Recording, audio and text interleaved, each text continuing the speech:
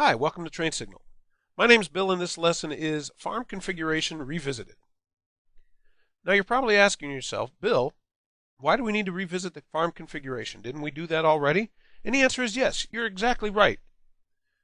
But let's be honest, during the installation, we move through the process fairly quickly. And that's fine if you only want to go ahead and do a default installation of SharePoint, which is great for a lab environment, a test environment, and we've talked about this. But typically, production environments typically require a lot more manual configuration of your SharePoint farm. And throughout the rest of this course, we're going to go ahead and discuss a lot of those things in great detail. So, make sure you keep watching the rest of the course to learn more about that. But in this lesson, we're going to go back, we're going to run the farm configuration wizard again because we want to go through and take a closer look at it, do it a little bit slowly, and talk about not only what it's doing, but how and why. We're also going to visit some new concepts, well, not all entirely new. We're also going to talk about managed accounts, and we've already done those, we've created those, but now we want to go back and we're going to talk about what they do and look at them a little bit more closely. We're also going to talk about service applications in a little bit more detail, and I'm going to throw a new term at you, application proxies, so you have a little bit of a better understanding. We want to go ahead and use this lesson to get a little more comfortable with the terminology and the architecture that's involved before we go ahead and advance onto some more detailed subject matter. So let's go ahead and let's get started.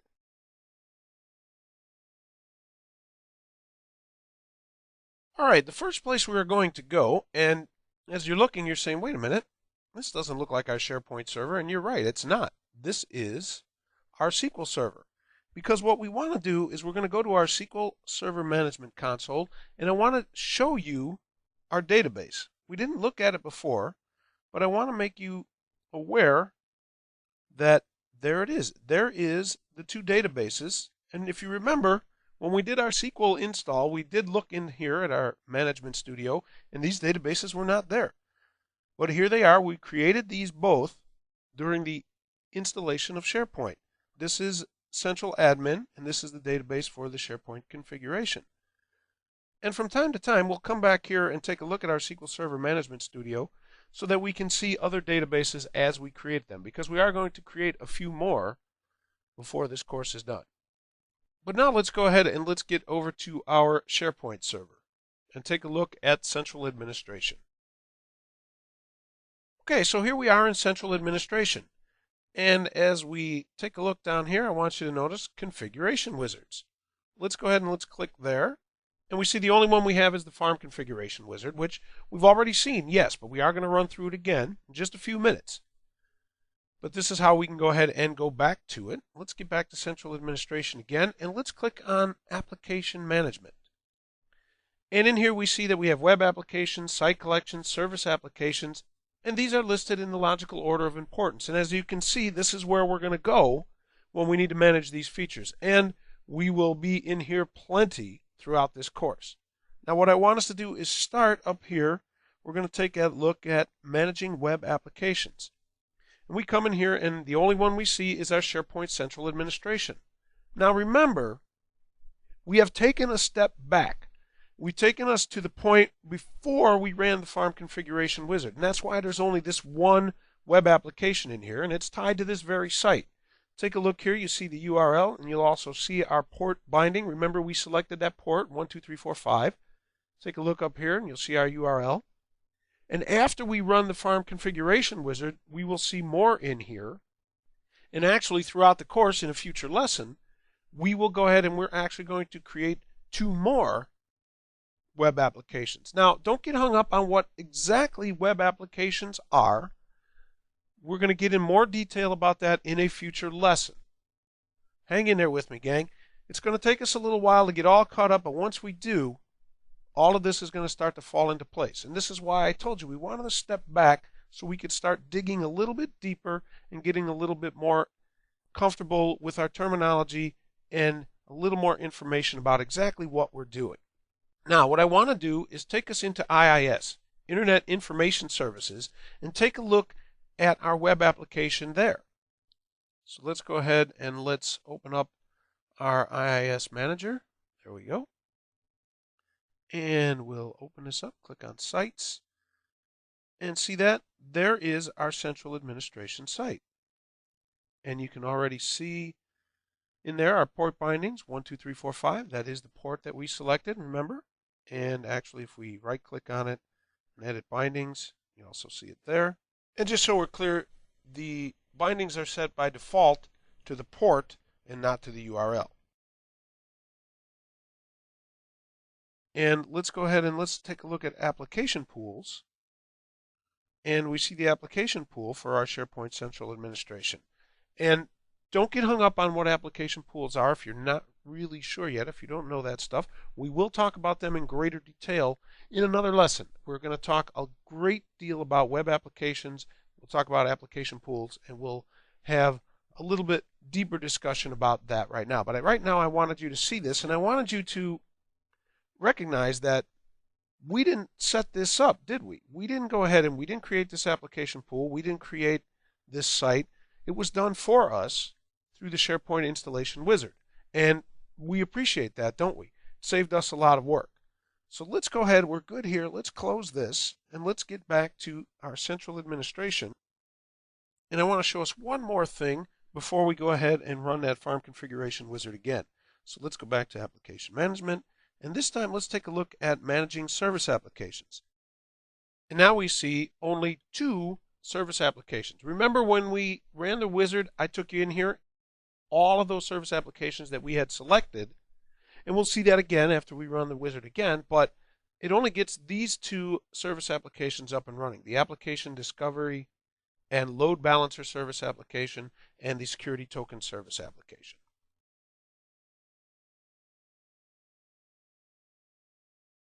So now let's go ahead and let's go back to central administration and let's run our farm configuration wizard. Okay, launch the farm configuration wizard. We've seen this before. We're going to start our wizard, yes.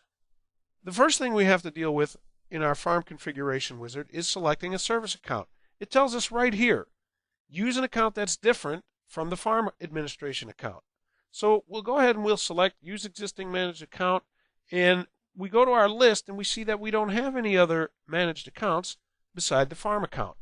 When we did this before, we went ahead, we had create new managed account selected, and we put in that SP service account in here, and it added it as a managed account. And that's fine, that's perfect. That was a great way to do it. But what we're going to do now is we're going to go ahead and we're going to do this a little bit differently. We're going to go and do this manually. So let's go back to central administration. We're going to click down here on security. And in here you'll see we have configure managed accounts. So let's click there. And it brings us here to our managed accounts. And we see indeed the only one there is our GlobalMantics SP Farm account. So we want to go ahead and register a new managed account. So we'll click there. And here we start getting a little bit more information. Our account registration. Service accounts are used by various farm components to operate. We knew that already. We've talked about this. The account password can be set to automatically change on a schedule and before any scheduled Active Directory enforced password change event. That's the key to these managed accounts. We talked about this a little bit previously, but I want you to think of the reality of dealing with this manually. We talked about the possibility of having an individual service account for every single service application. You could certainly do that. And remember how many service applications there were. That's a lot of service accounts. And whatever your password enforcement is in Active Directory, you would have to deal with that manually. So think about that. Think about the reality of trying to go ahead and manage those password changes every 30 days or every 60 days or whatever it is, whatever your policy is, one by one. And think about if you leave and then somebody else has to try and figure out what that is and when those need to be changed. It could be a big nightmare. What managed accounts do in SharePoint, SharePoint has the ability to go ahead and configure permissions for any identity assigned to a service application. It also can change passwords for managed accounts in Active Directory and for SharePoint.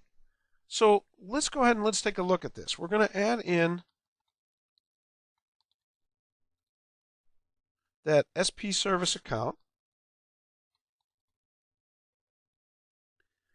put in our password,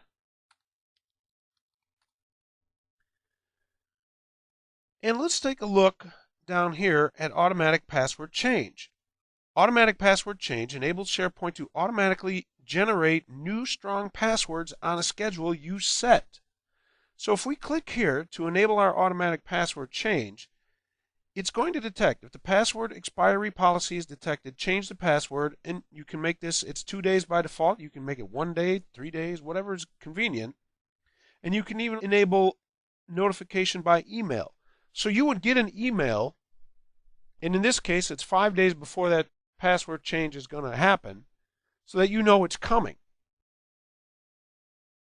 And then you can go ahead and set the date, the time even, when you want it to go ahead and start.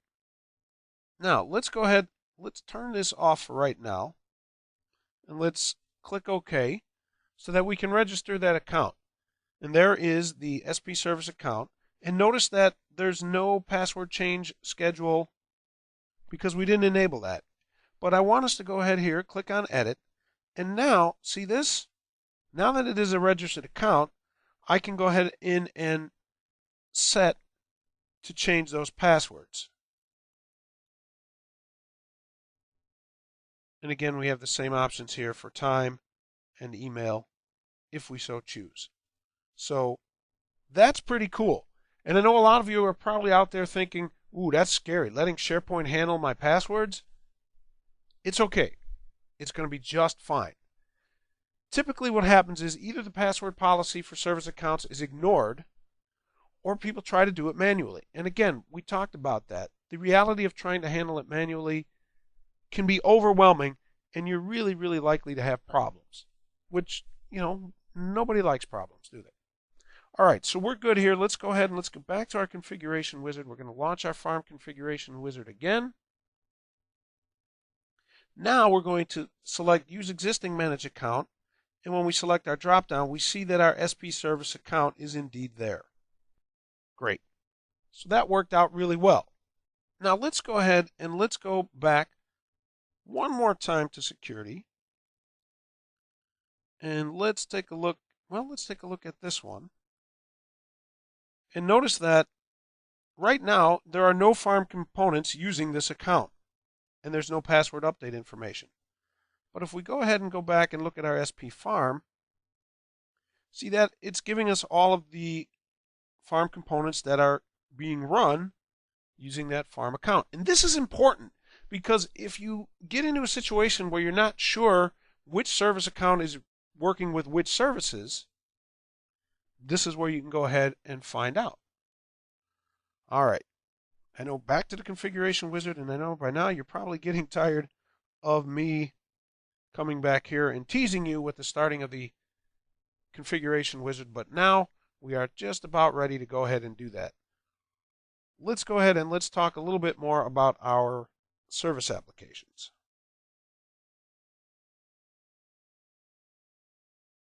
Now we've already taken a look at our service applications. We talked about them during our install lesson. I went through, showed you the list. We talked a little bit about each of them. I went into greater detail on some of my favorites, and we made our selections. But I want to talk a little bit more about these service applications and their connection to the web application. Our service applications are running unboxed. They are independent of each other. Some of our service applications can be shared between SharePoint farms. Not all of them, but there are a few. And for each service application, there is an application connection, sometimes called a proxy. This creates the connection point for the application.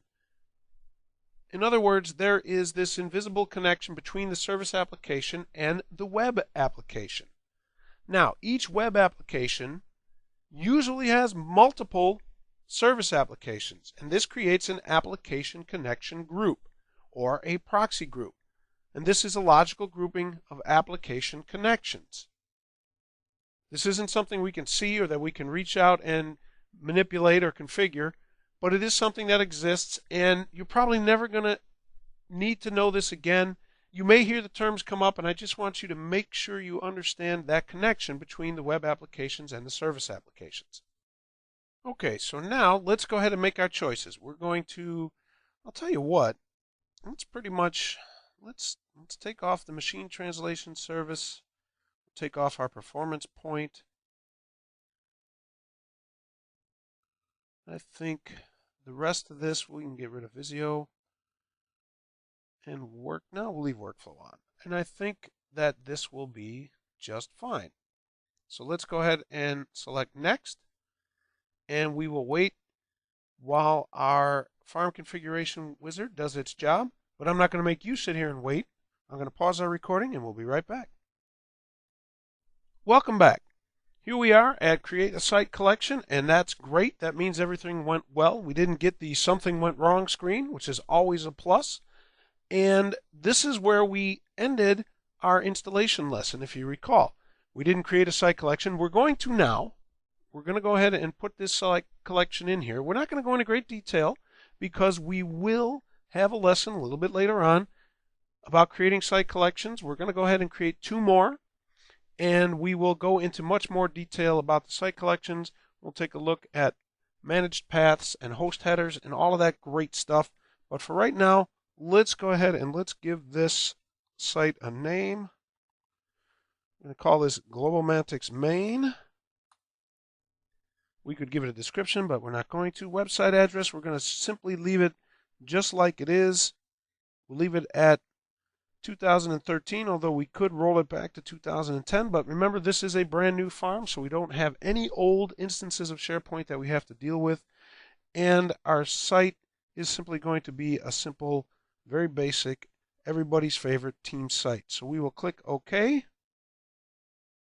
Whoops, we forgot to put in the name. So what we will do is put in main. My bad. We'll go ahead and click OK. There we go, and it is working. So again, this might take a little bit of time, so let me pause and we'll be right back. And this completes the farm configuration wizard.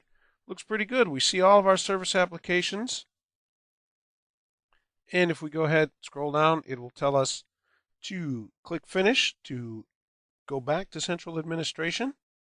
But what I want us to do, let's take a quick peek. We're going to go back. Well, you know what? We can do it that way. Let's go ahead and just click finish. That'll take us back to central admin. We're going to go to security, configure our managed accounts. Let's take a look at our SP service managed account. And remember when we looked at this before, there were no service applications using this account, and now, boy, we got a whole bunch of them, don't we? That's exactly what we wanted to see. So that's okay.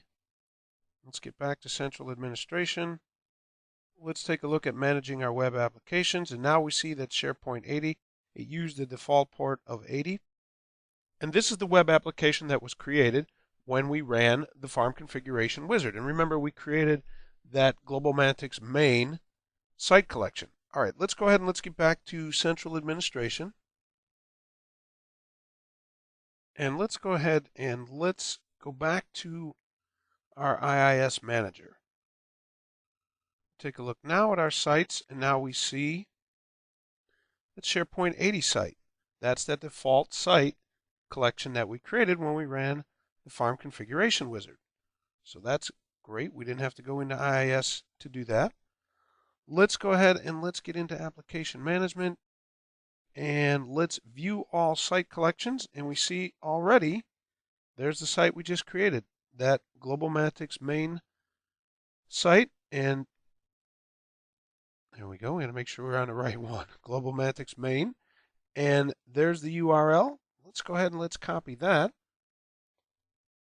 We'll open up a new tab in our browser. We will paste and go.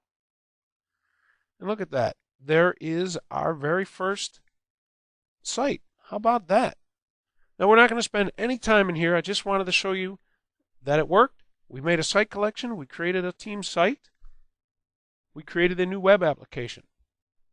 And I know we didn't go into great detail about those processes, but we will as we go forward.